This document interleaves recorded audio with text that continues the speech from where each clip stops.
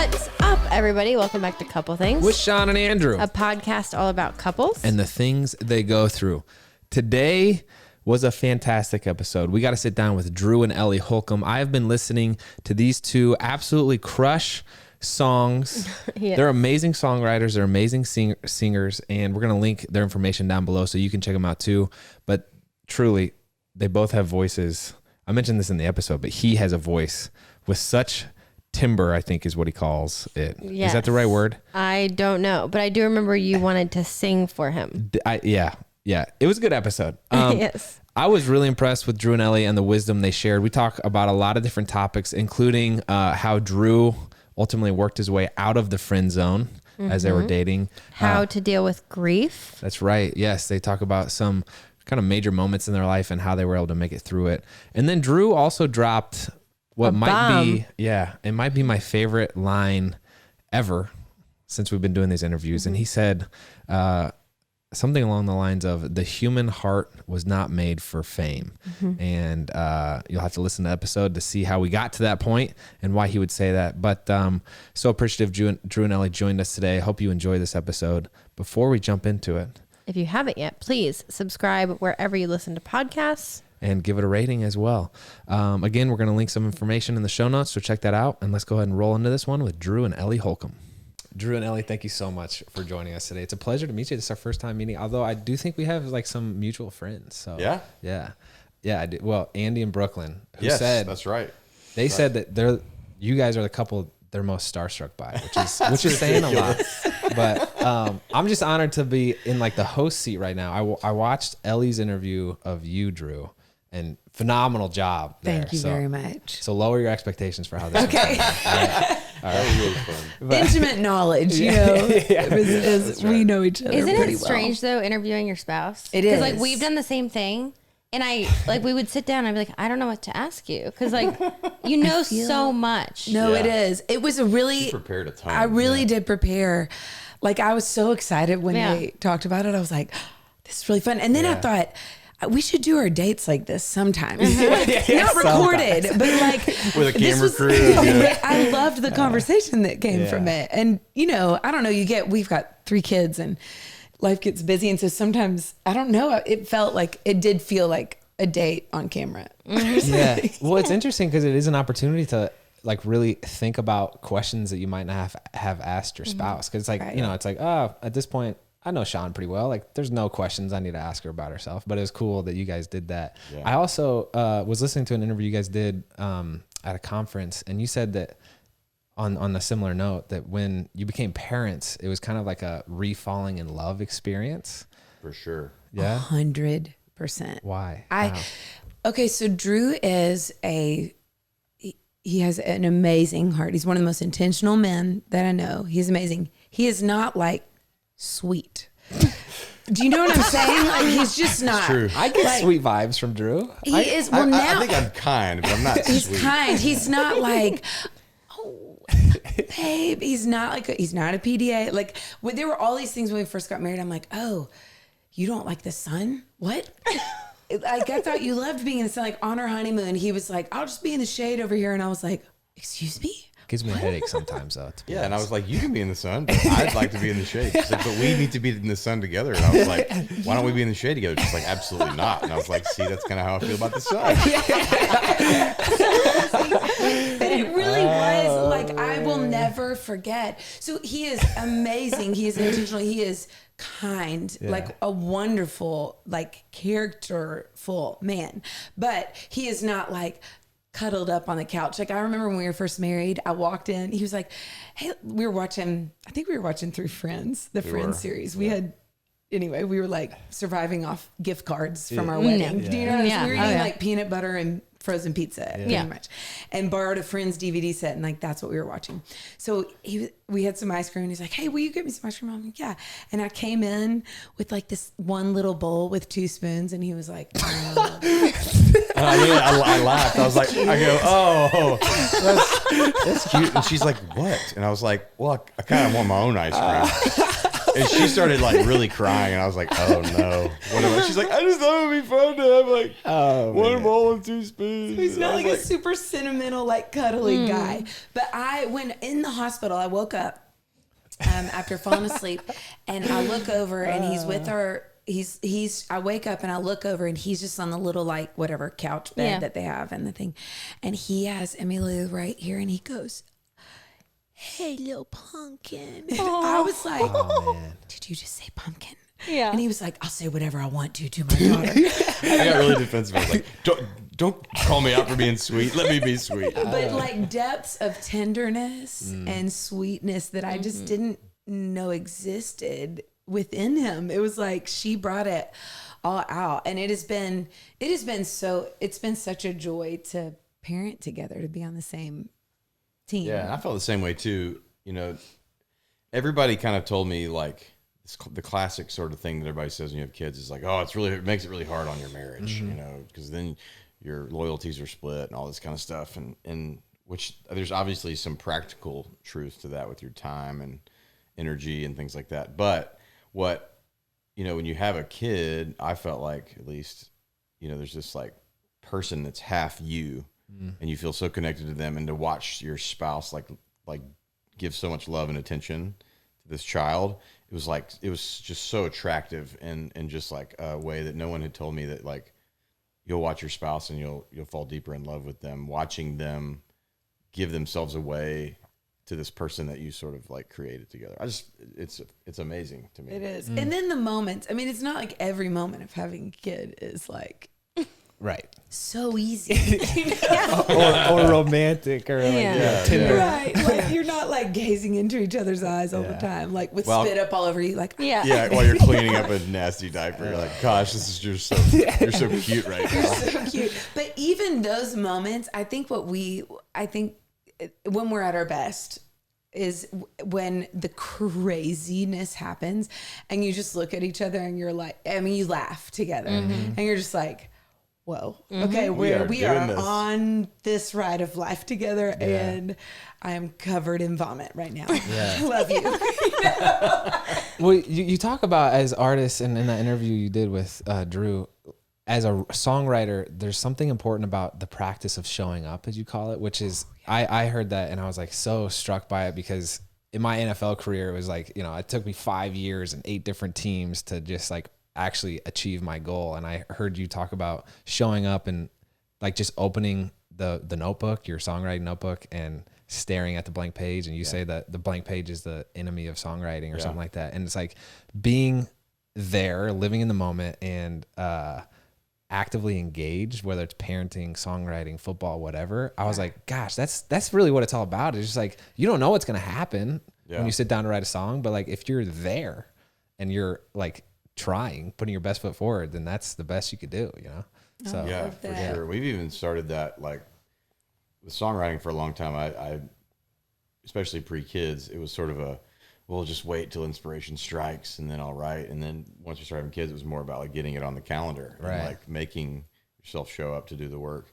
And we realized in sort of the beginning of the quarantine, in the middle of the quarantine, that life was kind of getting away from us. And so our new practice of showing up is that we have a date night every Tuesday night, you know, and it's like, and like yesterday, all we did was go on like a 2-hour walk and go get dinner. But it's been really, it's like we have to make time to even just have conversations about like what we're thinking and feeling about school, or what's going on in the world, or all, you know, all these different things that are happening. And that's been a fun sort of new, and we've been married for 14 and a half years, and it was still like, we're still like having to like proactively show up for each other. Wow. You know? Figure out how to do that. But it's funny, our neighborhood is very, I don't know, we've lived there for 15 years now. And we know a lot of people. Like, because it's just like you're there. We have a lot of friends in the neighborhood. It's amazing. I love it about it's our a neighborhood. sidewalk neighborhood. It's like people walk around and everything. And we laughed so hard yesterday because I think 7 different times we would like pass people on a walk, and we'd be like in the middle of whatever conversation that we're having, and we're like, oh, hey, Yeah, they're like, oh, there's a friend on his bike with his 1.5-year-old, and we stop and talk, and we walk another like 3 blocks, and it's another friend's running, and he stops and talks for a minute, and then some friends with their kids drive by, and we're like, oh my gosh, we need to like go walk in the woods or something. Yeah, and then a guy that I work that's like on the works at the record label I work with, he walks by with his new dog, and they just moved to the neighborhood, and it's like, man, this is like, we got to figure out a new way to find a place to walk so we can finish our conversation. But everyone that saw us was like, where are the kids? And we're like, I know, right? We dropped them off in Mexico. We're like on a date. It's so cool. Like, it's so fun. It's so fun. And that's the thing. And both of our parents did a really good job of this, but they were like, hey, I mean, your dad, what did your dad used to tell always you? say, don't you ever forget that I love your mother more than you. Wow. But That's terrifying and romantic. Totally at the same terrifying, time. totally romantic. Yeah, and I was like, he was like, you're only gonna be here for 18 years. And he's like, then your mom and I are gonna live in this or live together and be married together for probably 60 plus years. They got married at 21. Yeah. So it was always like this, like, whoa, he loves her more than me, but he really loves her a lot. So I guess he loves me a lot too. Yeah. But it was sort of like his way of being, especially when I got like teenage years and I started getting real sassy with my mom, kind of know it all. Yeah. He was like, don't you forget, son, my loyalty is with your mother, not you. I love that though. I mean, we actually talked about that the day that we had our daughter. I said, we always will be each other's number one, Yep. and she will be our number one, but not like individually. Yeah. And we've always talked about how you can't be a good parent unless you have your priorities straight. Because if you put your child before your spouse, then it like the dynamic doesn't work. Yeah. So terrifying the way he says it. Yeah, for sure. I agree with him. I want to hear the story of how you two came to be a couple, because from my understanding in an interview you did, you said that at one point Ellie was almost married to another guy, and so I respect that because I had like Shawn Because kinda you were similar almost married to situation. another woman? Is that what No. you're Yeah, you're like, wait, what? I respect that. Shawn made me because- work to Yes, like date her. I And relate was to like, that. Yeah. I feel like personally too, unless you're married or engaged, fair game. Like if you're dating somebody else and I fall in love with Shawn. Wait, am I saying this right? I'm I don't not know. if saying she's it right. dating someone else and they're not married yet, Thank she's you, yeah. fair game. Thank you That's for what you're saying? Yes. Okay. Yeah. Got it. Yeah. So I'll I don't know about that one. We'll come back to that Okay, later. Okay. We need some clarity. Yeah, we need some clarity. Yeah. I'll tell it because, and Ellie, you can interject That's at great. points because we want to keep it relatively, short. So Ellie and I were really good friends in college. I was always honestly interested in more than that, but I knew she was coming off of a really intense heartbreak when we first met. I was a sophomore. She was a freshman at UT. And I immediately was like, wow, this girl's amazing. We started hanging out. And then it became very clear to me that she was like not ready to date anybody because of this high school, heartbreak. So I had a classic high school heartbreak. Wow. That just like stays with you for several years. Yeah. Yeah. yeah. So I was not really. And then we also I could just tell that she liked me as a friend, but that was sort of the extent of it, Friend zone. I was Total pretty friend severely friend zoned. With a beard like that? I didn't have the beard. See, that's the problem. yeah. I didn't have this magic yet. So I went off to study abroad in Scotland, and while I was there, she started dating this other guy. And when I got back, he basically had convinced her that I was out of bounds even as a friend, right? And looking back on it, he was probably right. He's pretty smart. You know, in that way. Yeah. But Really lame in others, when I moved back is when I started singing. I started writing songs in Scotland, moved back to Knoxville, started playing out around town, and knew that she was a great singer, and so I'd be like, hey, you want to come sing with me? So she would come up and sing, kind of like she does now, a couple songs, and one thing led to another, and about a year later, I graduated, moved back to Memphis, and was moving all my life, and I had heard through the grapevine that they were about to get engaged. And, I respected her enough at the time to go well, if that's, as my friend, if that's where she's headed, then I'm just going to back off, respect that. But then I remember, I never forget, I was driving to Knoxville for a show 4 or 5 days later, and I was just going to see old friends, and her best friend, who's one of my good friends, called me and was like, hey, here's where we all are. When you get to town, come over to so-and-so's house. And I was like, okay, great. I'll be there in like 2 hours. She's like, oh, by the way, Ellie and so-and-so, he who must not be named, they broke up today. And I was like, what? She's like, yeah, fist pump. It's really like, it was a pretty bad scene. Broke up on the day that he was going to propose. He did it. Thank God. I mean, really, like, but Wow. it was wild. Wait, he broke up Yes. instead of proposing. Wow. That's right. Yes. Had a ring. Which we don't have to Okay. stay around there Okay. too long. Yeah. But, yeah. Yeah. Let's leave that neighborhood. Back to me, guys. Everybody was shocked, including me. And I'm so glad. But I remember hanging up the phone and I was just like, I could feel like myself, like, because I had kind of suppressed my feelings for Ellie and they all just came like rushing over me. And I was like, oh no. I know how this ends. She doesn't even really like me. What am I? Oh man. And then I get there and she's there and she comes out and gives me like the biggest hug and we sit and talk for like 2.5 hours. Dang. And I was like, oh, God, it's making me tear up. I was like, golly, now I'm freaking in love with her. She's going to break my heart, you know? And sure enough, she kind of did. Basically,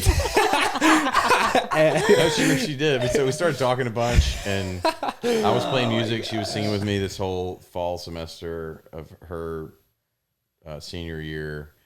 And around Christmas time, I was like, hey, just for the record, like, I don't want to be your friend.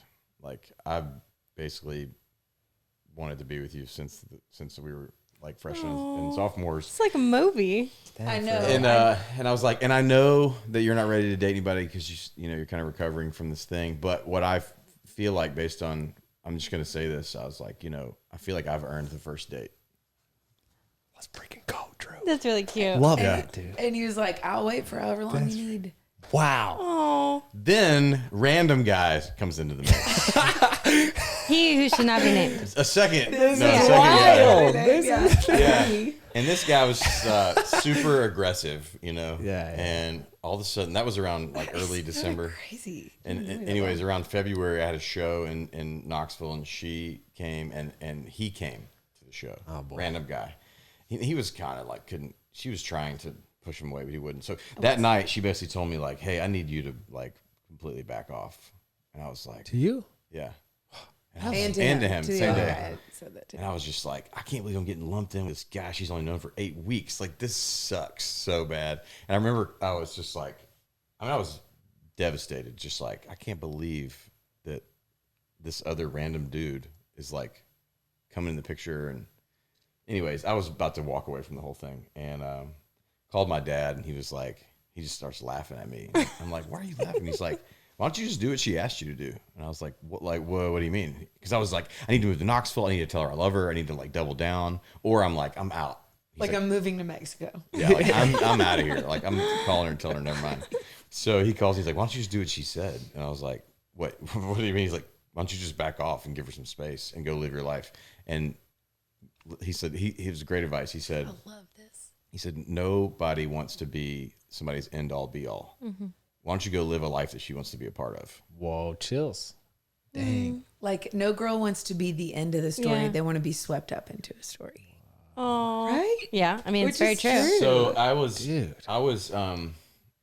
a pilot at the time, like small planes for fun. What? Yeah. And so I was learning to. The first day that I met Drew ever in college, he was coming I up did the my stairs. first We were at a solo. party. This is the most interesting man in the world. I know he's Right? kind of crazy, but the first day that we ever met in our whole life, I'm a very friendly person, and She literally was like, "Hi, I'm Ellie." hey, I'm Ellie. What's your name? Drew. And I was like, what'd you do today? And he was like, actually, I flew a plane for the first time today. Oh my gosh. He soloed on it because he was taking. Then, like 4 months later, was the second time I saw her, and we're at this party in somebody's apartment, and there's a big circle of people that are my friend group. Ellie comes into the friend group with the host, and the host introduces her to everybody. I'm the last one, and before our friend Betsy introduces us, Ellie says, "Wait a minute, haven't we met before?" And I was like, "I don't know, have we?" And she's like, "Aren't you like a pilot?" And I was like, "Yeah, who told you that?" And she goes, "You did." And all my friends were like, "Oh, you're so busted. You're totally using the pilot thing to like pick up girls," which was not totally false, but it's not totally false, but not the case with us. Yeah. So anyway, so what I did after my dad said that, it was like I just like I was playing a lot of shows, writing songs, and I was flying like every day. I was trying to get a bunch of hours, and so Ellie would call me, and she'd be like, "What are you doing?" I'm like, "Hey, I can't talk right now. I'm getting in the plane. I'll call you later." I really missed him. When I told him to back off, I was like, "Oh," because we were before that. We were between like I didn't actually want you to. Yeah. Total She had been girl, like from the time I told her how I really felt through like that mid-February, we were talking like almost every day. Yeah. And then she like cut it off, and I didn't. I just was like not calling. And then like a week later, she's like, "Hey, so I got this paper I'm working on. I wanted to get your opinion on it." In my mind, I'm like, "Okay, she misses me. This is like a good sign." So it totally worked. My dad was right. And then we finally started dating like 2 months later. Yeah. With It was a few 6 others. months from that first conversation. I'm pretty sure if Shawn asked me to come sing with her, I would totally do it. Yeah. And then she would never talk to me again, though. So was it if that was the first pickup? That's pretty much how that would go down. But, I love that. yeah. So to a certain degree, there's been a decent amount of loss in your guys' relationship and lives, and you tell a story about your brother, and then I think in a period of 4 to 5 years, you lost 2 or 3 maybe like friends. I'm curious. Both of your parents seem to have like really laid a solid foundation for you both. What did you see in your parents and how they dealt with that you guys have carried forward since then? Yeah. Well, I'll go since I sort of endured this young tragedy when I was a kid. I had a brother that passed away, which you sort of referenced, but so I was 17.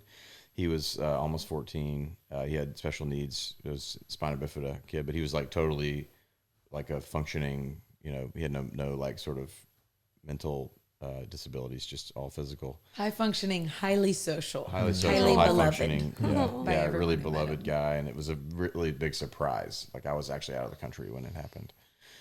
So I think what I saw with my dad before that point was sort of your classic, just like, leader, get it done, nose of the grindstone, not super emotional, but a lot of fun. Like we traveled a lot as a family. He made sure my brother, I think my parents knew that his life wasn't going to be like a long life, but I think we expected like 30 or 40, you know? So Dad took him skiing, taught him how to tube behind a boat, like Put him on the back of a horse, like did all these things, like That's amazing. tried to figure it out, like as best he could. Wow. And after or when my brother passed away, my dad sort of welcomed us into his grief, which was really sort of shocking because I'd never really seen my dad cry. And I saw that pretty young. And I think more than anything, it just taught me, even within the context of their marriage, because a lot of times like grief and sorrow and difficult things can break up a relationship, especially special needs kids. It's like a sort of a data point that people with special needs kids have a higher chance of their marriage falling apart. So they actually doubled down and really focused, did a really good job of like they did a monthly, every month of my entire childhood, my parents would do an overnight without the kids. That's awesome. Like even in town, there's like a Hampton Inn down the street that had an Italian restaurant next door to it. And they probably did like an overnight there like 20 times. And we get my grandmother to come watch us or whoever, babysitter. So I learned a lot about just sort of like investing and part of the reason they did that was because my mom was exhausted because taking care of a kid who had 5 doctor's appointments every week in 14 years is exhausting, and so he did a good job of sort of investing in her rest, which was really wise and I think it really helped them. Yeah. And not everybody has the means for that too. So it's not like I didn't recognize that. I didn't recognize that my dad was a dentist. He had the means to do that kind of stuff, but also the heart. A lot of people have the means and don't spend the time and the heart on it. So being invited into that grief and then our own grief it was a safe place to know that like the world is broken and hard things happen and sad things happen, and the way we get through that is we like love each other in the midst of it. So that was a big part of it. And then I think both of us have been through a lot of hard things. There was a season of time in our marriage, probably like 7 or 8 years in, when three things happened basically simultaneously in our friend group. Some friends lost a 2-day-old. Just some really tough health stuff. Another good friend with 3 kids got diagnosed with cancer, pretty aggressive form of cancer. And then thirds are some of our closest friends. Their marriage fell apart. And another friend checked into rehab. Yeah. Another friend checked into rehab. And so it was just like. And then my dad was diagnosed with cancer. So it was just like it was a really hard season. So Ellie always says, like, or we've talked about a lot together, but it's like idea that one of the great like points of living or like ways to make it through life is to hold like joy and sorrow simultaneously. Like that's how you can sort of survive and thrive throughout whatever happens in your life. Is like not ignoring the fact that like life is hard and it's broken, but also not letting that win the day, and they're not necessarily competing there. I think they're part of the same thing. Your dad did that as an outside observer watching Drew's family grieve, and I never met his brother. And it's amazing. Our kids have no idea because I know so many stories about him and tell stories about him because they do such a good job of talking about him. Wow. And I can't wait to meet him one day. I'm just like, I am so grateful that they grieve really openly. And I've watched them do that over the years. Something will hit, and grief is weird like that, right? Like something reminds you of this person, and I will watch his mom just be like, "Oh, that reminds me of Jay. Oh, miss him. It's crazy. Oh, let me tell you a story about him." And I mean, so it is both like she lets that move through her, lets other people into that, but doesn't just remain there, and would go on to tell a story. And your dad, I wasn't at his memorial service, but your dad at his service had 2 different lists. And one was a list of really funny stories about Jay and who he was, and amazing stories about crazy funny things that he did. And then the other was a list of people he wanted to thank. A list of people he wanted to thank. He would start off and say, "Well, hey, I want to thank. I just want to thank my mom's parents, who we lived 5 doors down the street from. My grandmother really helped take care, and he's just like thanking them. Then he gets emotional about it. He's like, all right, now to this funny story. He kind of would like every time he would get choked up in the sort of thanking people, he would go to these funny stories. It was a great like picture of what it's like to be alive. It's like, oh, this is really hard, but it's not just hard. Yeah. It's also really great. It's also really beautiful. I think that's a really beautiful perspective to have on life, because being able to interview a lot of different couples and just hear what people have to say about marriages and relationships, don't realize that sorrow should be part of a relationship. Yeah. They think that it's a bad thing and it's something that you have to run from. And if there's anything sad or hard or grief, it pulls you apart. Yeah. But to have that perspective that it goes hand in hand, and it should. Yeah, it's glue. I think, really helps a relationship to grow stronger. Yeah, and it wasn't even just like our upbringing. Like we've done a lot of, I think we've done a lot of counseling over the years, both together and separate. And I started going to this guy like 3 years ago. I after meningitis, I got pretty, I don't know if I was like clinically depressed, but I was really not in a good spot. Yeah. I just couldn't really get my body to recover. And so I was like, so I found this guy, and he was like helping me give, like, instead of just like feeling everything, he actually gave me words for it. So instead of, Ellie and I'd be in a fight, and instead of me like trying to prove my point, I'd be like, I just honestly, this conversation just makes me feel really lonely and sad. She's like, what? And I'm like, then you're like not arguing. You're just like explaining like, hey, when you said that, it makes me feel sad. I feel sad. Well, which is intimacy. Like into me, you see, like when you can get past, and it's not that anger is bad either. That's like a check engine light. It's like there's something else going on. So that's, pay attention to that. What can that teach you? And I literally was like, I think I need to go to your counselor to learn how to be married to you now. Yeah. Because you, again, like the tenderness, the vulnerability, this is amazing. Like, I love it. But I'm like, you're not sad. You know, like a jerk. 'Cause you can carry so much. Your capacity for life is crazy large. Your shoulders are broad. Like you are able to carry a lot of stress, a lot of sadness, a lot of sorrow. And when you started letting me into, oh, I'm really lonely or I'm really sad, I was like, you? Yeah. She's like, no, you're not. And I'm like, okay, and you laughing at me makes it He's worse. like, now I'm more lonely. I'm like, oh, I'm so sorry. I'm so sorry.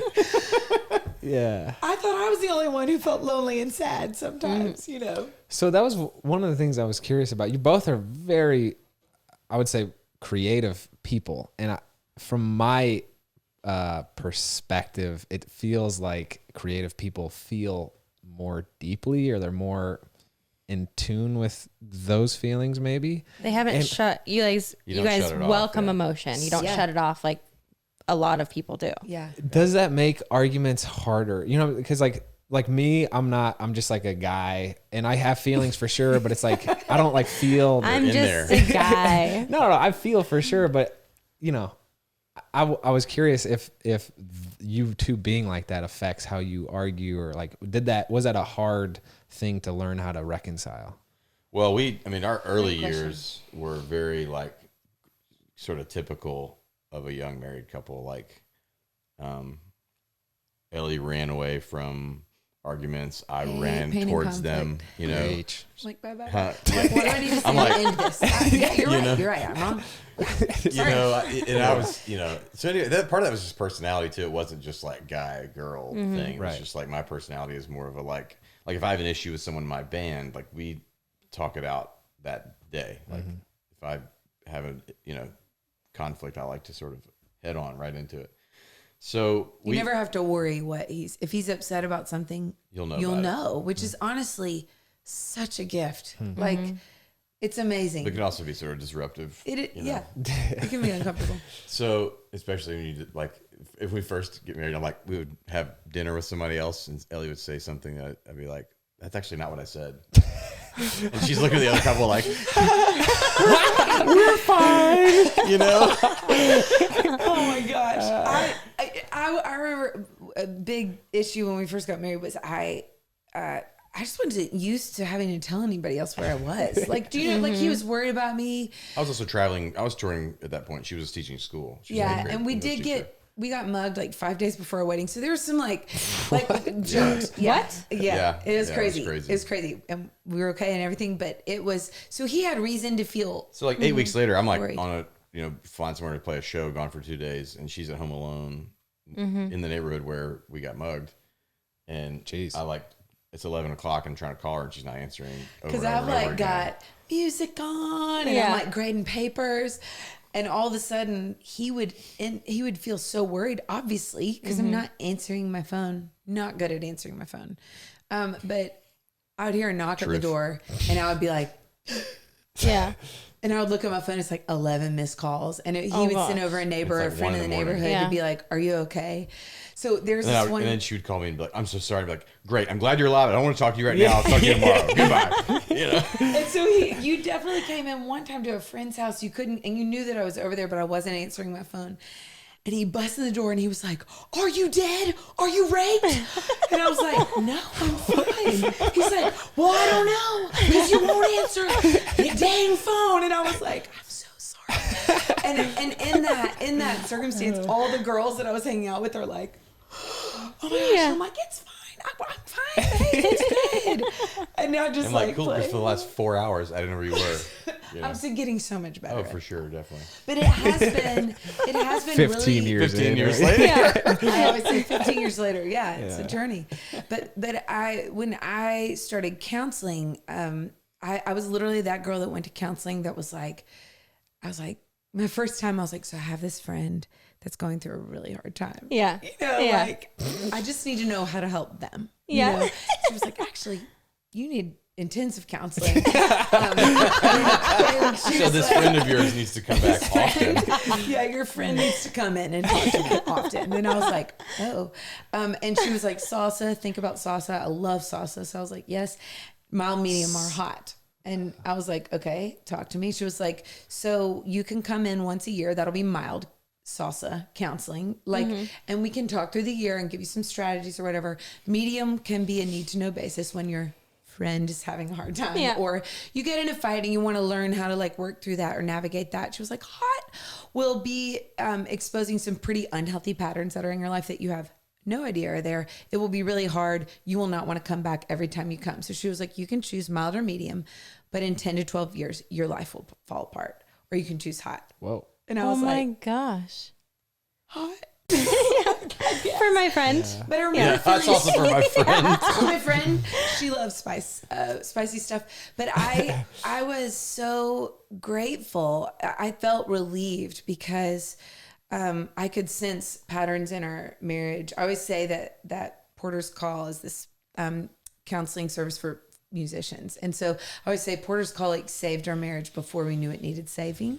Like they taught me how to show up for myself and be who I am and fully in our own marriage. And that means you have to have conflict sometimes. And I hated it. And I remember, we were in a Volvo station wagon for the first, how long of our marriage?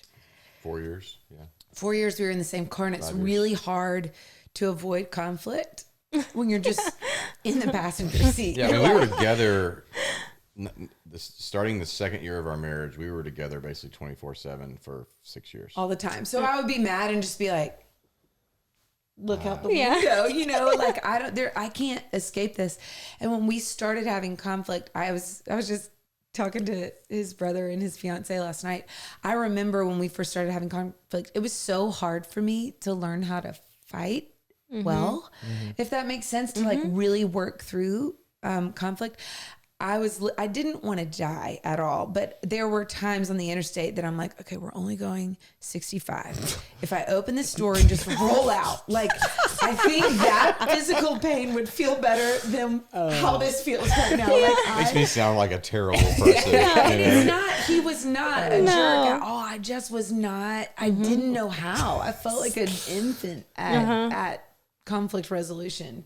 And I was not good at it. I was really bad at it. And so I was actually mainly the problem. But it was hilarious because I'm like, I would rather feel physical pain than this. We talk about that all the time. We're very open on podcasting, YouTube, that we argue. And people are like, I've never argued in my 20-year relationship. You guys need some help. And it's like, no, arguing's good. Yeah. But trying to figure out how to communicate something more like, when you you're haven't angry, argued in 20 years? You need some help. You need hot sauce. Hot sauce. But trying to figure out how to communicate when you're angry and trying to figure out how to make your spouse understand, because you're speaking different languages. Yeah. Because you feel different emotions. You're different people. And you have different histories. And it gets so frustrating, and it takes a long time to figure it out. It takes some work. We're listening to this pastor in Dallas named Jonathan Pecluda doing this whole series on conflict, and like he starts off by saying conflict is an opportunity and you need to see it that way, and like in line with the joy and the sorrow go hand in hand. It's like if I feel like, whatever studies or people you listen to, they always say community is the biggest reason for joy. It's like, but in order to experience true community, you have to have conflict and you have to work through it. Yeah, there has to be. So anyway, I cut you off. No, I think I remember our first like really big conflict when I started counseling. We were in London actually, and he had been studying.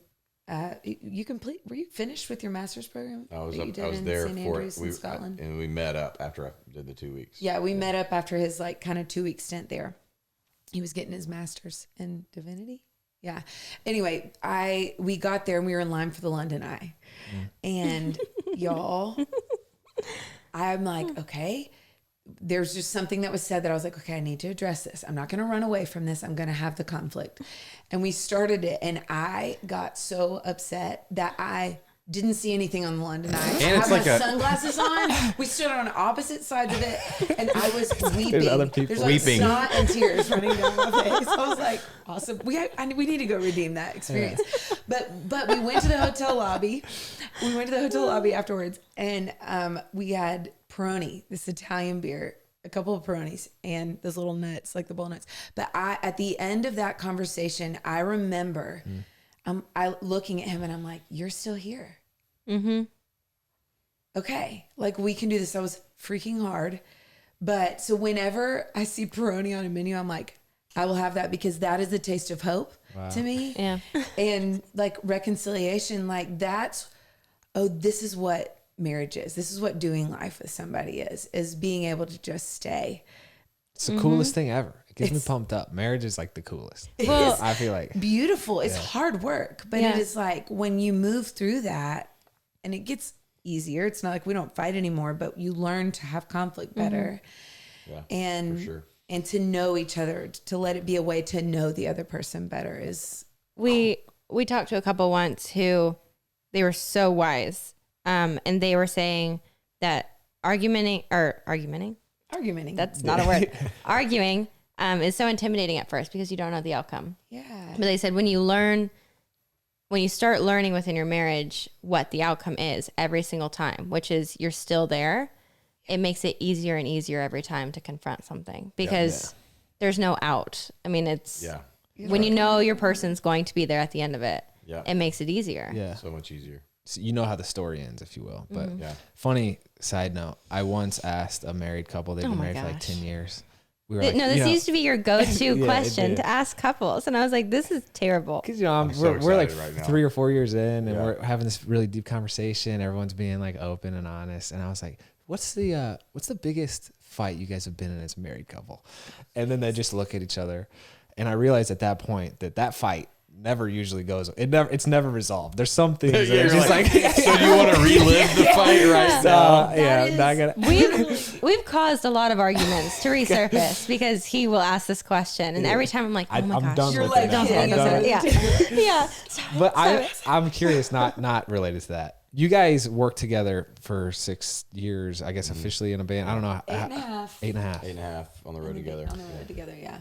In your TED Talk, which is dope, you did one. You talk about creative friction. And so Shawn and I do a bunch of work together and creative friction is real. How do you guys do that?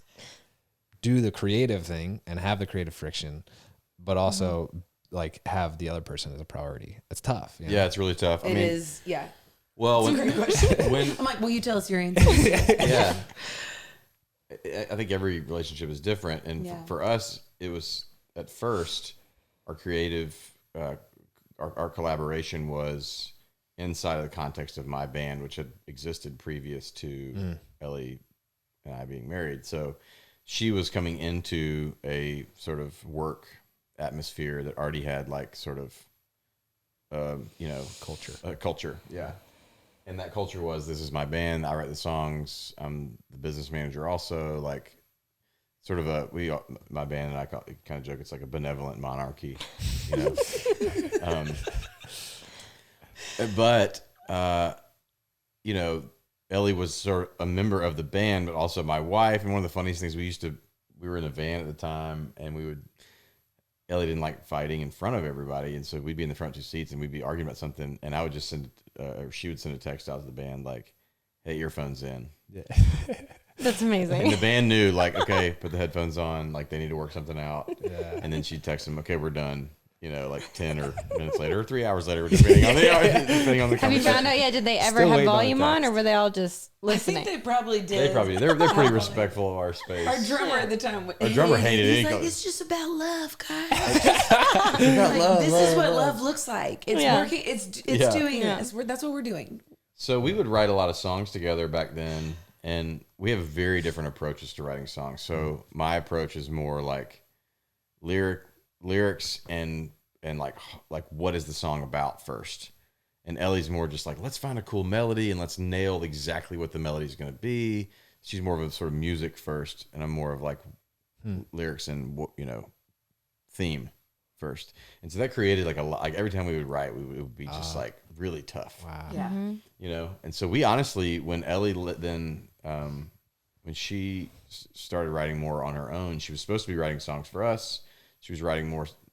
Ended up writing a whole lot more songs that were sort of about her faith, and so it was clear that she needed to sort I'd of be like, I accidentally wrote another song about Jesus. I'm so sorry. And I'd be like, no, don't be sorry, but you should probably start your own band. Yeah. So she did. She did, and I was sort of able to be her sort of biggest cheerleader, and then vice versa. And that created some good sort of a time of what we call differentiation. Like, we don't have to do everything together. Our work is similar, but it's not the same. And since then, we've been able to come back and like cross over a lot better, because we sort of know our lanes. And now when we write songs together, I think we give each other a little bit more space. And also too, if we're writing a song, it's like, okay, what's the song for? Is it for Ellie's record? Then Ellie's in charge. If it's for my record, then I'm in charge. If it's for our project together, let's put on the football pads. Let's do this. You know, but there is a friction and a tension with that. And I think what's been a really important thing for me, I grew up in the South, grew up in the church in the South, and there is this sort of mentality that I don't think is the healthiest thing, that it's like, when you get married, it's just, you kind of disappear, and it's about y'all together, and you're just really supporting him. And that is such a part of like supporting together. You become one, you're like a unit. But I also think it is really detrimental to like not be yourself, and who you uniquely were made to be, which is why you fall in love with the person, because they're who they are, you know? Yeah. And so it's been such a good exercise for us. I remember when I couldn't be on tour with him when I was pregnant with our first child, Emmylou. I was on bed rest, and I was supposed to be on this tour. And I remember I got to go to one of the shows because I got cleared after a couple weeks. It was like, you're in the safety zone, so I could go. And I watched him. I had performed with him for 8.5 years. So it was the first time I've been on stage without her in 8 years. Wow. For 7 years, because then I came back on for another year. But I watched him. It was at the Orange Peel in Asheville, North Carolina, and he was going to invite me up for a couple songs. And I watched him hold an entire crowd in the palm of his hand by himself. He was first to 3, opening for Need to Breathe, actually.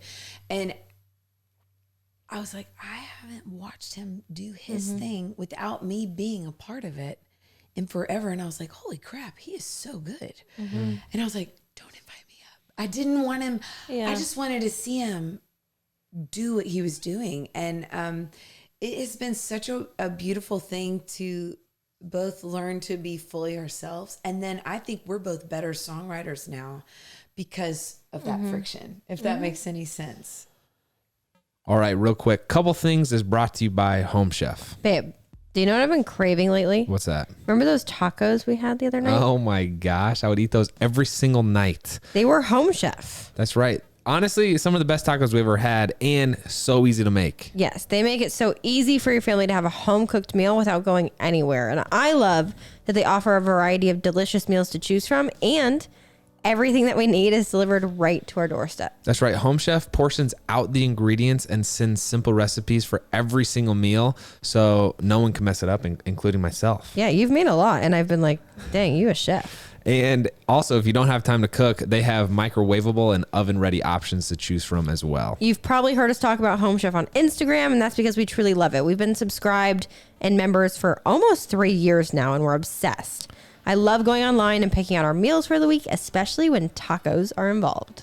And for a limited time, you can get $90 off your first month. Simply go to homechef.com/TheEastFamily to place your first order and use code TheEastFamily for $90 off. That's a value of 10 free meals. So go to homechef.com/TheEastFamily for $90 off.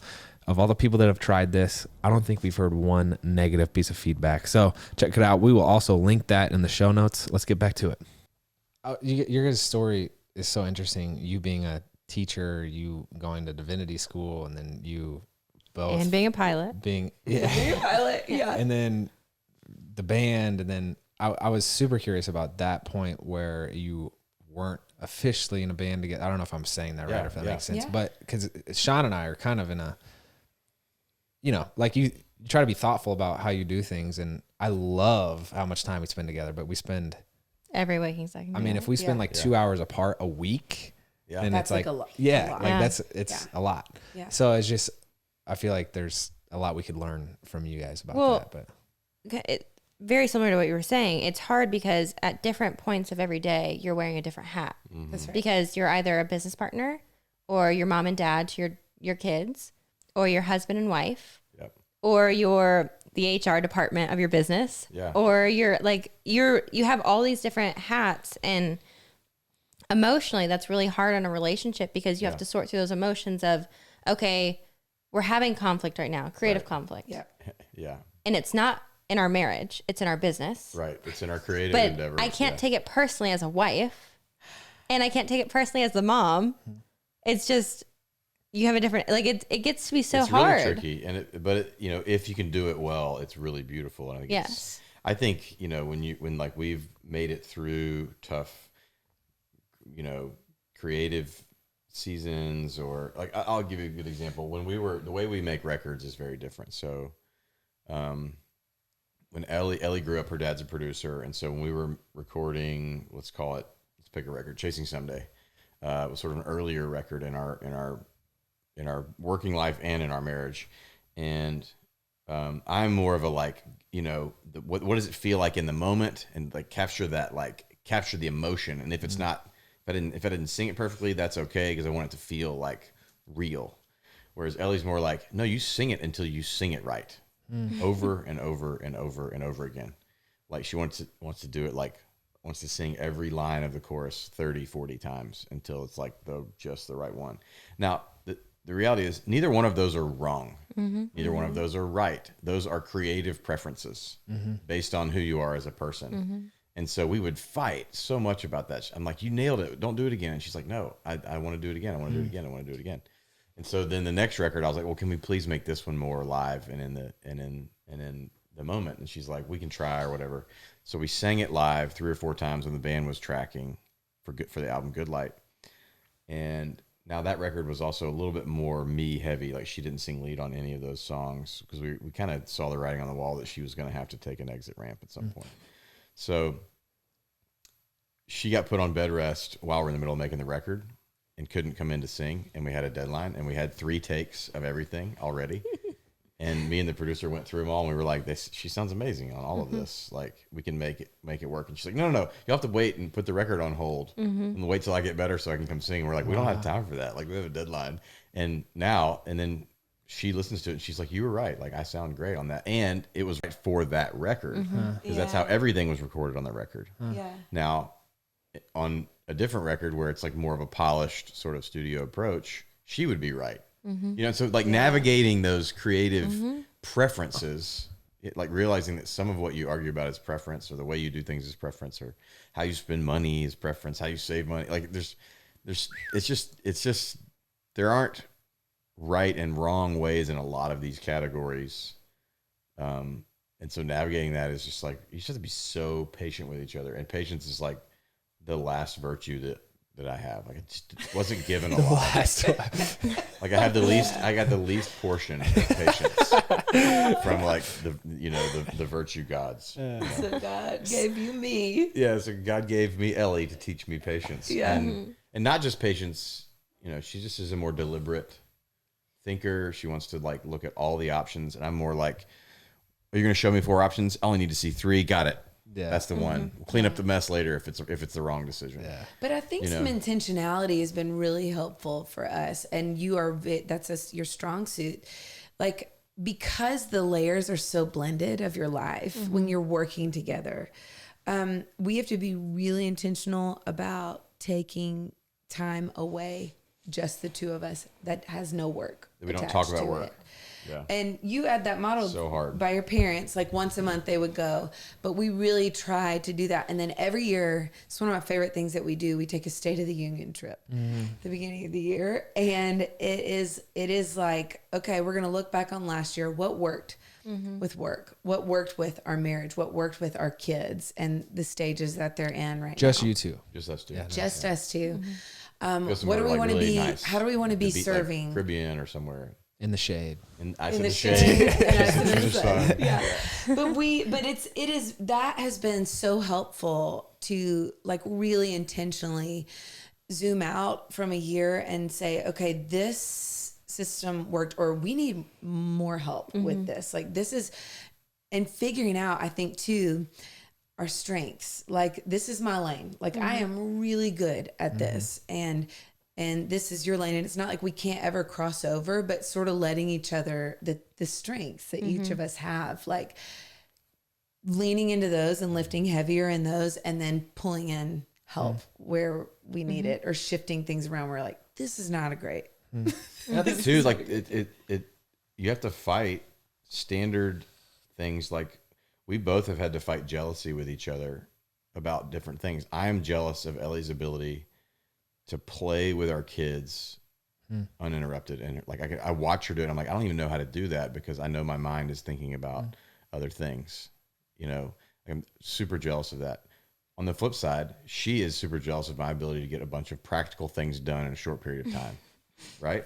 And so we've like even verbalizing that out loud. I'm honestly mad at you because I'm jealous that I can't do that. Yeah. And it's like, okay, but it just feels good to get it out in the air, out in the open. It's like, But also, I love this. I love that about you. Yeah. Like, It's one of my favorite that things is about you, but I just wish I amazing. had some of it. I'm so mad that I can't do life like you can in that way. But look, we're together. Yeah. So like together, I don't know. I think it really helps to. Yeah, sometimes if like well organized, life can be like 1 + 1 = 3. Yeah. You know what I mean? Yeah. In terms of like our capacity as a couple to, you know, we even had conversations about that. We went to a marriage retreat once, and this guy was like, basically like, it's really important in a marriage to find out what your yeses are and what your no's are. And so like that even drives things like, where do we give our time in nonprofit world? You know? Like we want to pick and choose like the things that are like really mean a lot to us, and where we feel like we can have like strategic impact instead of just saying yes to everything. Because you guys know this, as public people, you get asked to participate in everything. Can you be a part of this fundraiser? Can you give money to this? Can you make a video for this? And everything's And great. it's all great, and it's all really good, and it's all like from the heart, someone's vision, someone's thing. But it's really easy to kind of get lost in all that. And we have like had to take a step back and go, what do we care about? What do we want our sort of like generosity legacy to be, and how can we make proactive steps in that direction? And what's interesting is they're not all the same. Like some of the things that she cares about, I'm kind of like, I mean, yeah, that's cool. Same thing. Some things that I really care about, she's like, that's cool. So there's even like some give and take there, you know. And it's just been I think it's been fun. That trip in particular has been a great thing for us to sort of create intentionality in multiple areas of life, whether it's you know, our works, our creative stuff, how we spend, save, and give our money, and then parenting, and then like how we do community, you know. And those are like all really important pieces of like a whole life.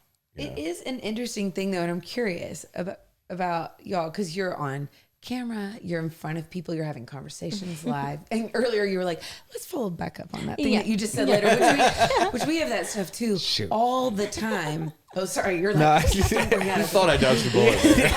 but like I think one of the things, and it's really interesting, and that's actually how I actually got myself into counseling, is we walked out on stage this one night, and we were off, but just busy, because sometimes it's like work. There are seasons of work that are crazy, and you're both just stressed, or maybe one stress and the other's like, oh, great. You know, like, so it is, you're navigating that too, and having empathy for that is good for yourself and for your person, your partner. But I think one of the huge things, I walked out on a stage and there were all these people out there, and you hear them like, oh, I gotta look at her dress. Oh, her hair looks super, or whatever. And I had the thought, all these people think that I'm amazing. What the hell is wrong with you? Yeah. Why don't you, because we've been in a fight going on. We've been in a fight. Yeah. And thank God I had the fact that I thought that scared the hell out of me. I was like, that's the beginning of a divorce. Like, that is, I don't want to, they don't know me, first of all. Like, and you do. And I told we were backstage, and I was like, I had this thought, and I'm so sorry. And I'm going to go to counseling, I promise, for my friend. Yeah. And so I literally, but it is one thing that has been so helpful for us, even when we, like, it's showtime. We got to go on stage and like perform. It's to say, okay, I know we're not on the same page right now, but I love you and I'm on your team. Like, and wow. And that has been a huge thing. Like, we will work through this later. And a lot of times when we do that, and then it's showtime, we do the show, and a lot of the tension that's there. There's one of us has some clarity during that. He sings a love song, and I'm like, yeah. Or I'll come off stage and I'm like, hey, you know what? What I said was totally wrong, and I'm sorry, I shouldn't have said that. What I meant was this. I know it didn't come across that way. Will you forgive me? Yeah. It's just like, oh, okay.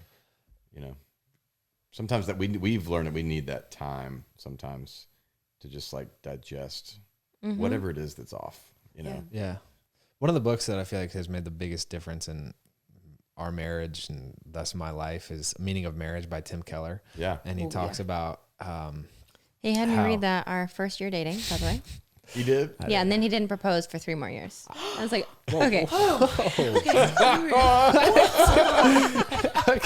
It's a great book, baby. It's a great book. But he talks about, you know, we're kind of all in the business where people give us praise or people give us, you know, like critiques. Yeah. And he talks about how whether it's praise or critique, it should, unless it's coming from your spouse, it should not have the impact that what your spouse says about you does, because your spouse knows you the best. So that's right. If he gives you a critique, then that means a lot more than someone on the internet just saying something. You know? No doubt. 100%. But last question about the creativity thing, because it kind of relates. At one point you mentioned like you're proud of Drew for being able to, you're pretty vulnerable, and both of you are in your songs, and there's a certain degree of opening up, you know, and sharing yourself. You mentioned before the show that, like, you know, you're kind of a glass house. Have you guys been strategic in sharing everything, or is it, hey, this is just between us two and we're not going to share that? Or, you know, because Shawn and I confront a similar issue where it's like, you know, we know this could be a beautiful art, not sound as good as you, for sure. But, you know, in whatever form we make it. Yeah. But this should stay between us. Well, and we have, through trial and error, we've made rules within our marriage of anything that we share, it has to be fully experienced and worked out between us before we share it with the world. And we want to share it. We have that glass house mentality, but it has to be something that there's nothing left to figure out before the world finds out. Yeah. I mean, we definitely try to be wise about a lot of different things. I mean, that we do or don't share. I mean, our platform is a little different because we're not, you know, our job is not to sort of like talk about our relationship all the time. Yeah. You know, so, I mean, you know, for instance, if people follow me on Twitter, they know my point of view about the state of the world, politics, etc. If you go to my show, you don't necessarily know that about me, right? Because I feel like there's you know, if people are paying money to see a concert, they're not paying to be, you know, like scolded or challenged or preached at necessarily about their political point of view. So I think that as sort of a rule of thumb, I think that, you know, if I'm going to tell a story that maybe has, like, there's a couple stories about Ellie that I've told on stage before that could be seen as like being a little patronizing, like, you know, moment of our first date when she did something really funny by misreading something on a ticket. And I always ask permission. I'm like, can I tell, how does it make you feel when I tell that story? She's like, no, it's fine. Or like, you know what, honestly, it doesn't make me feel good. I appreciate if you didn't tell it again, or don't tell it in the first place. Yeah. You know? Or there's a moment in a show that is, because we've started touring together again, which has been so fun. I mean, because we took 4 years off, and like a lot of years, 5. And then it's just been really, really fun doing that. But there'll be, you know, you're in the moment and you're performing and something is said and a joke is made. And there are times when it's like, hey, babe, that did not sit well with me. Like, and so we have to be willing to have those conversations. But I think those boundaries are, I mean, they're like, sometimes I'll be on a podcast and I'll be like, because we do live really openly. I think I love that y'all do that too, because I think so many people need to know, like, it's okay to not be okay. Like, that's part of being human, is just not being okay sometimes, you know? And so to show up to that, to yourself, to your marriage, to your community with an open and vulnerable heart and has been one of the most beautiful things. There's so much beauty and goodness that comes from that. But I do think that there will be times that I'll share something on a podcast and I'll be like, babes, real quick before they publish this, I shared this story and this is kind of what I said about it. Are you comfortable with that? And he's like, totally. Yeah. You know, and so it is. And we're very different too. Like Ellie, in her music and in her life lives a much more sort of open life about her faith. Yeah. Because we have honestly some pretty different experiences and thoughts about that whole world and what it means to us personally. And mine is pretty like is sort of an internal world that I don't really want to have those conversations with the general public. And honestly, with a lot of people that I meet who don't know me, because it's like I need to trust someone before I sort of like go there, you know. And Ellie doesn't have that same feeling about her own sort of faith experience. So, you know, we have to be, you know, like you said, you have to be careful what you share, especially about each other. I like what you said about making sure you're sort of through the thing before you share the thing. But it's interesting. The counselor we went to back in the day, his name was Allie Andrews, and we got to be pretty close with him. And so I asked him one time, just sort of a flippant question as we were leaving. I said, Al, you've been counseling musicians for 25 years. Like, you have one big takeaway? And he goes, oh yeah, that's easy. The human heart was not built for notoriety. And it was like, I feel that on so many levels. Wow. Yeah.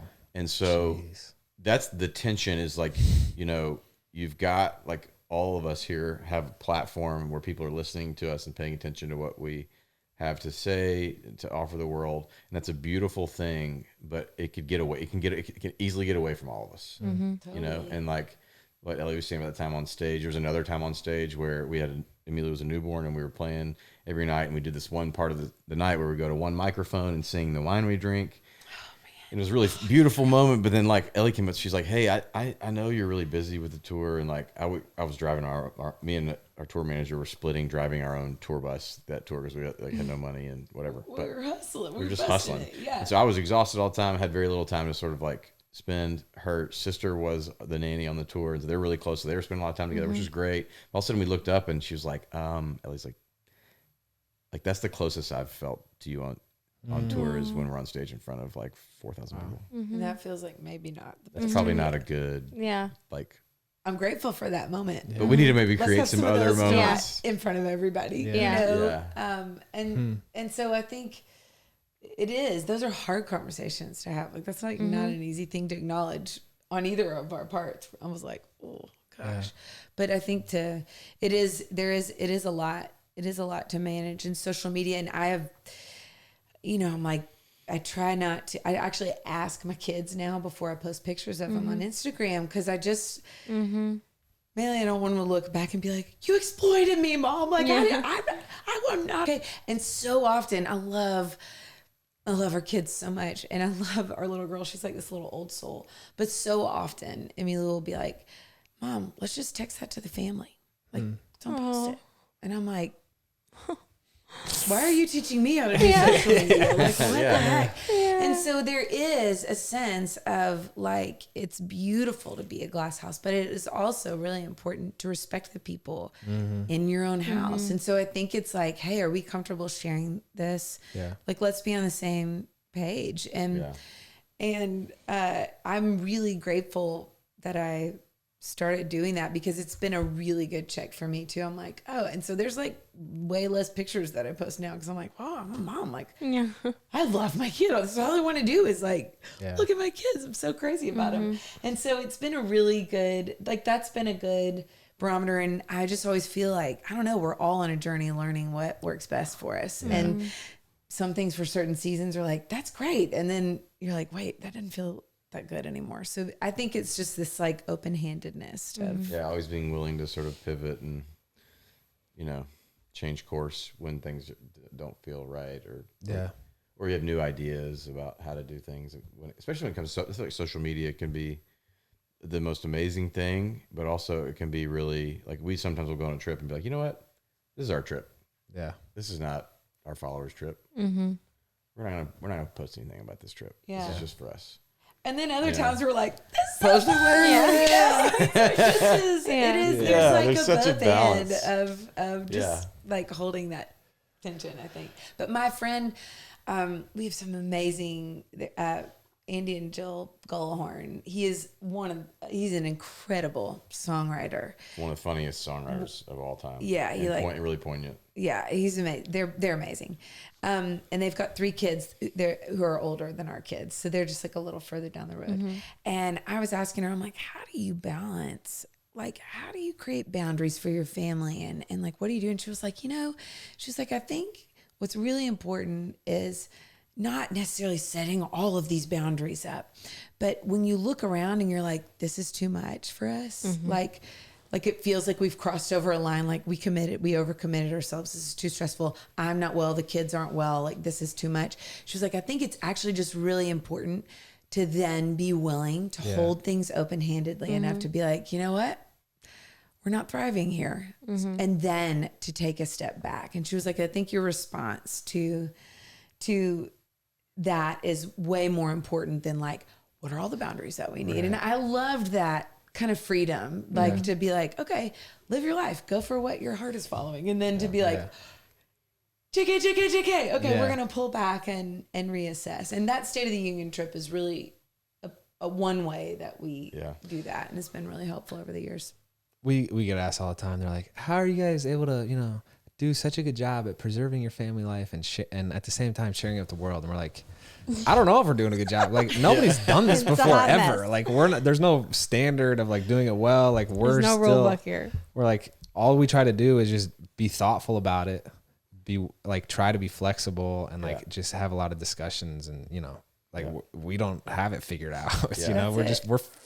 We're just going, it's like an experiment. We're just figuring it out. But somebody asked me the other day, they're like, how do you juggle all the balls? I was like, I drop them all the time. And then I say, I'm so sorry. Yeah. I'm just picking them up all the time. Down, and like a lot of people don't know how like that. We have managers that help and people that, that are running the pot. It's not like, we're all just not just like we're doing it all by ourselves. And that's kind of what my TED Talk was about, was like, man, anything like this takes a village. Right. Yeah. There's a lot of people off camera. Right. And that's actually like has been such a joy and a beautiful part of it. And like we have had 4 nannies now. 3 nannies. We had a season with a girl who kind of came on and off with us, but 3 like full-time nannies now. And I told... Not at the same time. Not at the same time. We have 1 nanny. But like one for 4 years, 1 for 2, and then our other is about to hit 2. So it is what's been so beautiful about that, because they're usually younger, or they have been for us. And it's like, we know they don't want to be a nanny for the rest of their life. Like they have wonderful, beautiful things that they want to go do in the world. And we like bless that. But what I told Drew is I was like, I feel like our family just keeps getting bigger. Mm-hmm. Like, and our community keeps getting bigger as we like feel, we're like, oh my goodness, I don't know how we're going to hold all these things.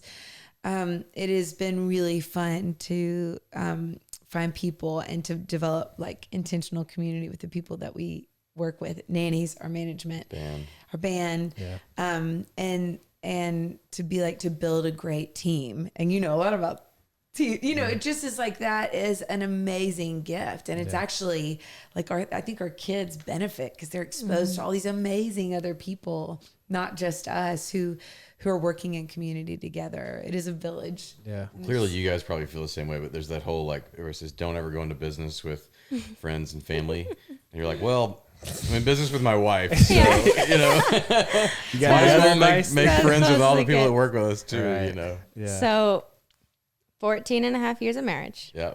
3 babies. Yeah. You work together. You don't work together. Depends on the season. Depends on the season. Loss, hardship, joy, sorrow. Andrew's biggest question that you ask every single couple, and I feel like you guys will have an awesome answer, is at the end of the day, what's the best piece of advice you've ever been given or would give to people about relationships and marriage? Do you have anything off the top? And there's just so many little things we've been given over the years that are really, really, really good. Drew, every time you talk, I feel like the whole room shakes. I don't know if does anybody else. Is it the treble? The treble. I love it so what much. the heck is happening? This is wild. Okay, so I have one of my, I think the one that's always going is kind of intense, but one of my really kind of mentors growing up. I did this night 2 weeks before I got married where I had like 7 or 8 guys who'd been real involved with my life, older like men, scoutmaster, youth pastor. You Boy Scout? Yeah. Dude, let's go. Come on. Let's go, man. Yes, that's right. So Eagle Scout. he was Eagle, too. Yeah. Come on. Yes. Sorry. No, it's like my most proud thing of my youth. Honestly, and anything in nature, I'm like, what kind of bird is that? He's like, I don't know. I'm like, you're an Eagle Scout. Like I didn't take the birding merit badge class. I don't remember. Anyway, We Google it. What kind of bird is that? But he, one of the guys who was at the time, his wife had cancer and she ended up fighting it for another 15 years. But he just said, just at the end of the day, you don't know what tomorrow brings, so just like love her today. Wow. And I think that was a really like sort of grounding piece of advice for me. I love that. I think having watched my parents and their relationship and kind of what the things that they navigated through from early years that I didn't really get to see. Like, so I was really young when they worked through a lot of their stuff. And so I always was just like, y'all have just always had this amazing relationship. But they both have talked a lot about just fully showing up to be fully present for the people in your life that matter the most. And I think that has been like my dad was gone a lot when we were little. He would say like he was a workaholic and he said, and he always says, he's like, if I could go back, I would just, my little sister asked him the other day, she was like, what would you do differently? Like with work? Like, like cause he worked a lot. He was a producer here in Nashville and he would share all of this. So I've asked him for permission. I don't feel like I'm like totally just sharing his story without permission, but she said the other day, she was like, Dad, what would you change like work wise? And he goes, would have come home more for dinner. And I love that, that he even owns that, that he's just like, he's like, what actually matters is just showing up for your people in the joy and in the sorrow. And I feel like that's been modeled for us really well over the years in a variety of ways. We're so thankful you guys took the time to come on the show. You have so much wisdom. Yeah. And I am just so impressed. I feel like we could talk for another 3 hours, but we want to respect your time. Thanks for having us. Yeah. If you listening want to find out more about Drew and Ellie, we'll link all of their social media. Check out Drew's most recent album is called Dragons. They're also doing a monthly live stream called Live in the Neighborhood. That's right. Yeah. And also the kitchen sessions, I believe Kitchen is what it's covers. called. Kitchen covers. That's right. Sang our way through quarantine. It's fantastic. It was awesome. Jamming, hard dancing, the whole thing is great. But we'll link all that down below. So thank you guys again. You should do this more often, I think. That's my opinion. But you guys are good at this. So pleasure meeting you. Thanks for having us. Y'all. Yeah.